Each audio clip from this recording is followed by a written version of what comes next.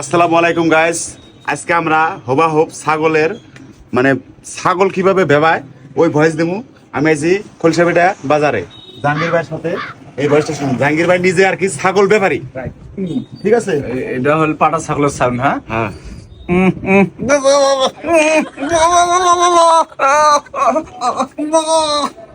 আর হয়তো এটা পাঠা না, পাঠা ছাগলের ভয়েস আওয়াজ আর কি। আর এখন দেন পাঠির আওয়াজ, মানে পাঠি যদি গাভিন থাকে আপনার হয়তো মানুষে যখন ঘুমায়, যদি গাভিন ছাগল থুয়া ঘুমায় আর কি, মানে কিভাবে আওয়াজ দেয় ওইটা দেয়।